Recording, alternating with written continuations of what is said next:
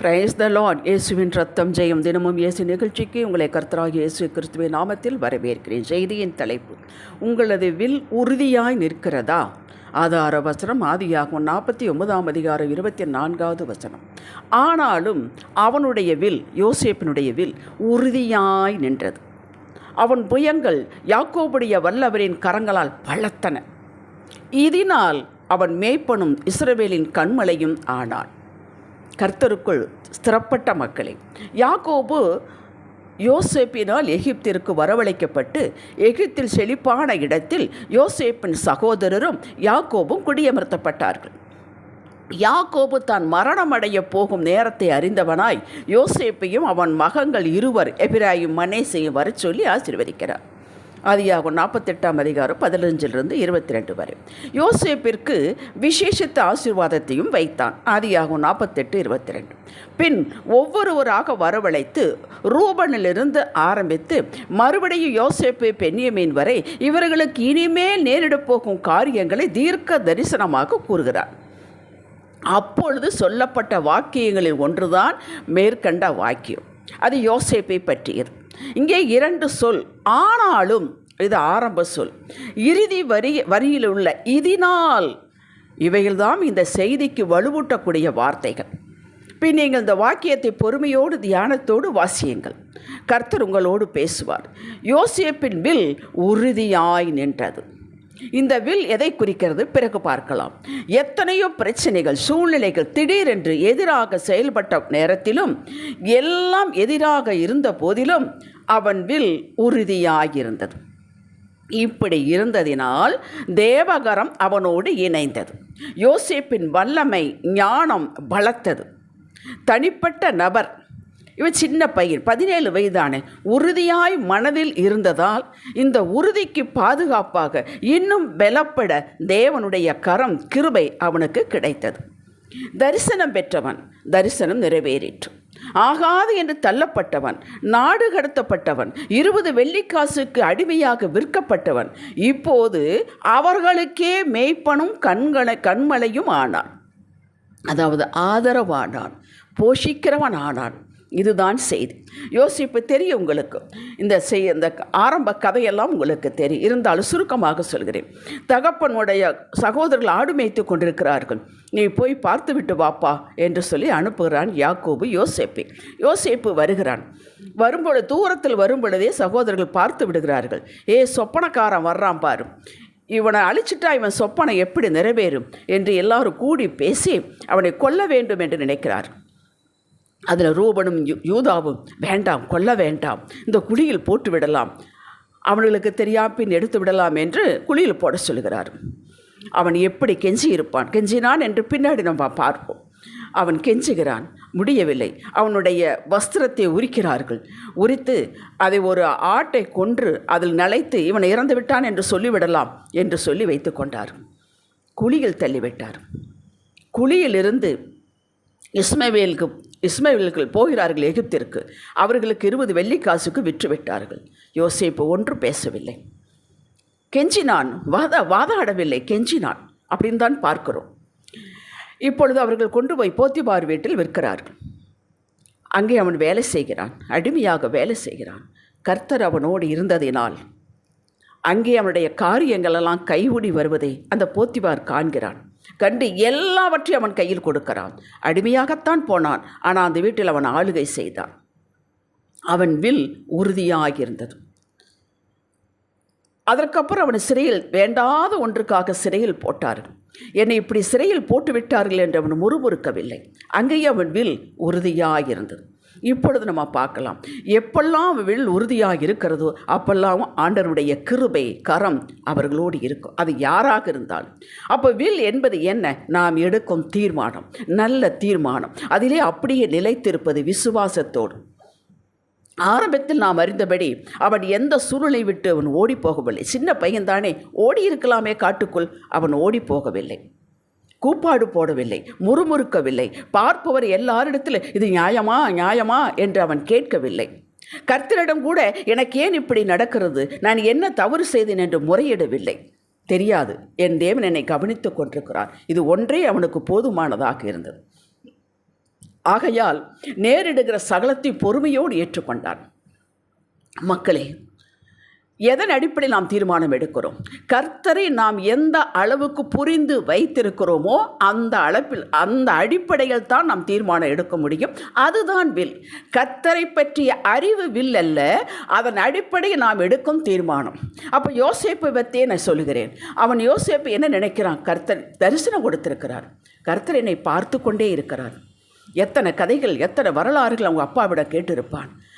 அதன் அடிப்படையில் ஒரு தீர்மானம் எடுத்தார். என்ன தீர்மானம்? அவர் என்னை கவனித்து கொண்டிருக்கிறார், அவர் என்னோடு இருக்கிறார், நான் தவறு செய்யக்கூடாது, நான் அவருக்கு மகிழ்விக்க வேண்டும். இதுதான் அவன் எடுத்த தீர்மானம்.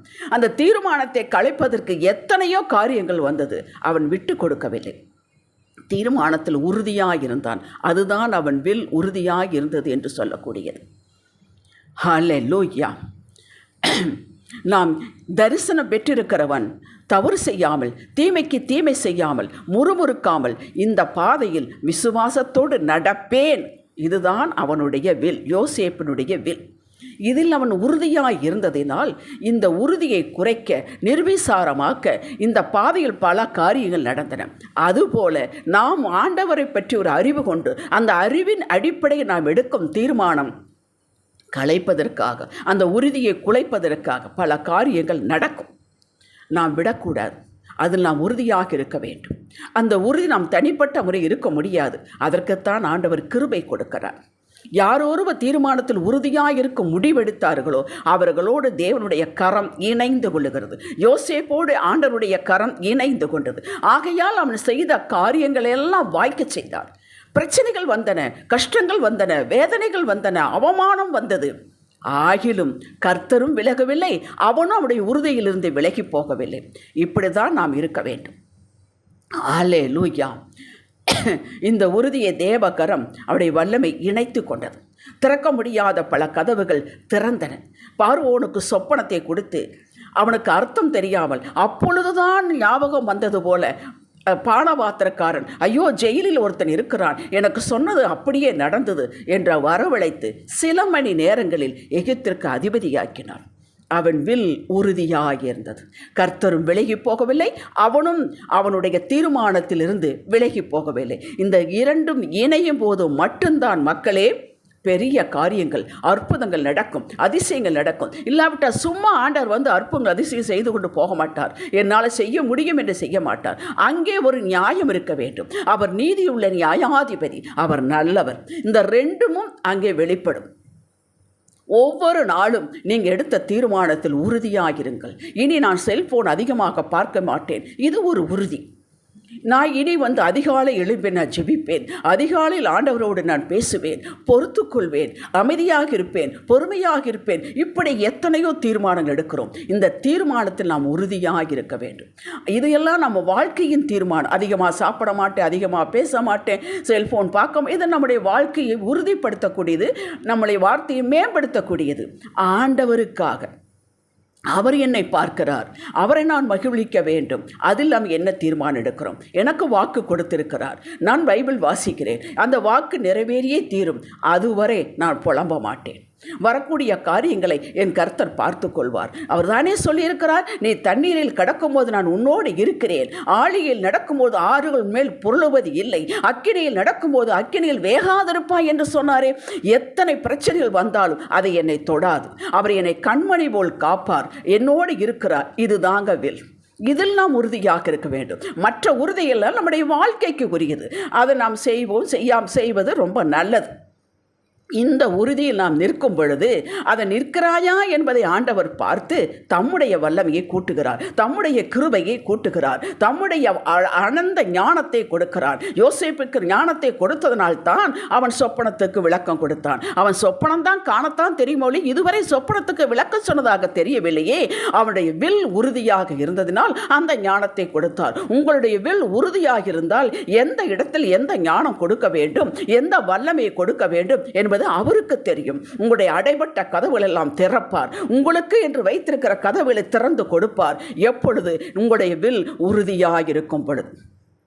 ஒருவர் உங்களுக்கு செய்துவிட்டார், வேண்டுமென்றே செய்துவிட்டார், எல்லாருக்கும் தெரியும் அவர் செய்தது தவறுதான் என்று.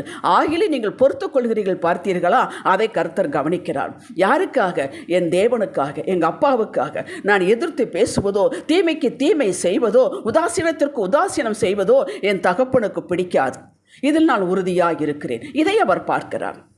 அவர் சம்பந்தப்பட்ட காரியங்களில், இந்த இயேசு கிறிஸ்துவோடு இணைந்து நடக்கக்கூடிய காரியங்களில் நீங்கள் என்னெல்லாம் தீர்மானத்தில் உறுதியாக இருக்கிறீர்களோ அத்தனையும் அவர் பார்க்கிறார். அப்போது அவருடைய கரம் உங்களோடு இணைந்து கொள்ளும். இது ரகசியம், இது தேவ ரகசியம், இதுதான் சத்தியம்.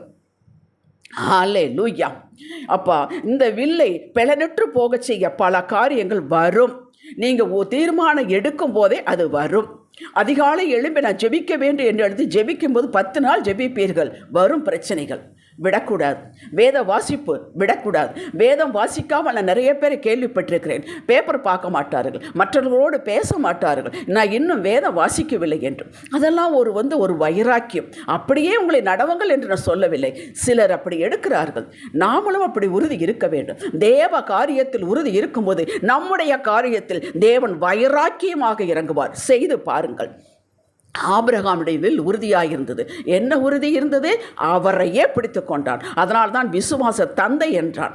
அவன் அந்த வில் அவனுக்கு உறுதியாயிருந்தது. எனக்கு எல்லாம் பலனற்று போயிற்று. நான் பலன் இருக்கும் போது இஸ்மவேலை பெற்றெடுத்தேன். எனக்கு இப்பொழுது எந்த பலனும் இல்லை.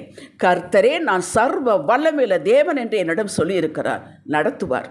அவ்வளவுதான். அவன் இன்று வரை நமக்கு விசுவாச தந்தையாக இருக்கிறான். இந்த வில் உறுதியாக இருப்பவர்களுக்கு ஒரு காரியம் வரக்கூடாது.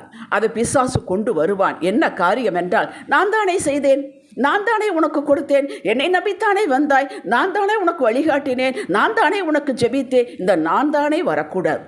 வந்தால் அன்றே அந்த வில் பலனற்று போய்விடும், பலனற்று போய்விடும். யோசேப்பு சொன்னானா, நான் தானே உங்களுக்கெல்லாம் சாப்பாடு போட்டேன், என்னை நீங்கள் விற்று போட்டீர்களே. ஒரு நாளும் சொல்லவில்லை. ஆதியாகமம் 50:20 வாசித்து பாருங்கள். அழுகிறான். அவர்கள் மன்னித்து விடுங்கள் என்று வேற யாரோடு சொல்லிக் கொள்ளும் பொழுது அவன் அழுகிறான். நான் இவ்வளவு காலம் உங்களை பராமரிக்கவில்லையா என்று. அவர்த்தன சகோதர பாசம் அவனுக்கு. ஆபிரகாம் லோத்தை பார்த்து, நான் தானே உன்னை கூட்டிக் கொண்டு வந்தேன், நீ இவ்வளவு சம்பாதித்து விட்டாய். கேட்டானா? இல்லையே. உனக்கு வேணுங்கிறத நீ எடுத்துக்கோ, நீ செலக்ட் பண்ணு, அப்புறம் மீதி இருக்கிற நான் எடுத்துக்கொள்கிறேன் என்று சொன்னானே. அவனுக்கு ஒரு பிரச்சனை என்று சொல்லும் பொழுது கர்த்தரோடு நேருக்கு நேராக நின்று பரிந்து பேசினானே. அதுதான் வில் உறுதியாய் இருப்பவர்களுக்கு அடையாளம். தாவீதை துரத்துகிறான். சவுல் காடு காடாக மேடு மேடாக அவனுக்கு துரத்துறதுதான் வேலை. ஒரு நாள் கூட எதிர்த்து கை வைக்கவில்லை. கை வைத்து முடித்துவிட பல சந்தர்ப்பங்கள் கிடைத்தது தாவீதுக்கு. கை வைக்கவில்லை. ஏன்? அபிஷேகம் பெற்றவர், தொடக்கூடாது. இது தேவ உத்தரவு. அதுதான் வில். உறுதியாய் நின்றானே. அப்படிலாம் நீங்கள் எடுத்து பாருங்கள். அப்படி நீங்கள் உறுதியாயிருங்கள். உங்களுடைய வாக்குத்தத்தங்களை ஆண்டவரிடம் தூக்கி பிடியுங்கள். மனசில் உறுதி இருப்பது, பொறுமையாக இருப்பது, ஏற்றுக்கொள்வது, சகித்துக்கொள்வது. கர்த்தர் உங்களோடு இருக்கிறார். அதை வெளியே சொல்ல வேண்டிய அவசியமே இல்லை. நீங்கள் கர்த்தரின் கிருபையால் நடக்கிறேன், அவருடைய கிருபையால் நடக்கிறேன் என்று தாழ்மையோடு நடவுங்கள். நான் உறுதியாக இருக்கிறேன் அது சொல்லக்கூடாது. உறுதியாக இருப்பது உங்களுக்கு மட்டும்தான் தெரிய வேண்டும். நீங்கள் நினையாத எதிர்பாராத நேரத்தில் எல்லா கதவுகளும் திறக்கப்படும். யோசேப்புக்கு வந்து எல்லாம் ஒருத்தருக்கு நடந்திருந்தால் அதே மாதிரி எல்லாருக்கும் நடத்துவார். எப்பொழுது நடத்துவார். அவரிடம் ஒரு குறையும் இல்லை. நாம் பார்த்து கொள்ள வேண்டும். சாட்சி ஏற்படுத்துவார். தலைமுறைக்கு உங்களை சாட்சியாக வைப்பார். ஒரு நாள் உங்கள் வில் உறுதியற்று பலனற்று போவதற்கு இடம் கொடுத்து விடாதீர்கள். என்ன காரியம் வந்தாலும் என் தகப்பன் பார்த்து கொள்வார் என்று நில்லுங்கள். அந்த உறுதிக்கு மதிப்புண்டு, அந்த உறுதிக்கு மார்க்குண்டு, அந்த உறுதிக்கு வல்லமை உண்டு. கர்த்தர் இணைந்து கொள்கிறார். அது சாதித்தே தீரும். ஹல்லேலூயா. ஜெபிக்கலாம். தகப்பனே, உங்கள் பலத்தால், கிருபையால், உறுதியாய், விசுவாசத்தோடு, பொறுமையாய் எங்கள் கண்கள் மனிதர்களை அல்ல, சூழ்நிலை அல்ல, உம்மையே நோக்கி கொண்டு நடப்போம் சுவாமி. நாங்கள் நம்புகிறது, பெற்ற வாக்கு, எதிர்பார்த்தல் யாவும் எங்களுக்கு பரத்திலிருந்து வரும். நாங்கள் நம்புகிறது பரத்திலிருந்து வரும், கர்த்தரிடத்திலிருந்து வரும், நிச்சயமாய் வரும். இந்த அறிவு எங்களுக்கு போதும். அறிக்கை செய்கிறோம் இயேசுவின் நாமத்தில் பிதாவே, ஆமேன். இன்றைய சிந்தனைக்கு என் உறுதியை, என்னுடைய விசுவாசத்தை இடித்து தள்ள பல காரியங்கள் வரலாம். நான் இதை எதிர்பார்த்து கொண்டு தான் இருக்கிறேன். தேவ கிருபையோடு, உறுதியோடு அவைகளை நான் ஜெயிப்பேன். கர்த்தருடைய கிருபை எனக்கு போதுமானது. ஆமேன். ஹல்லேலூயா.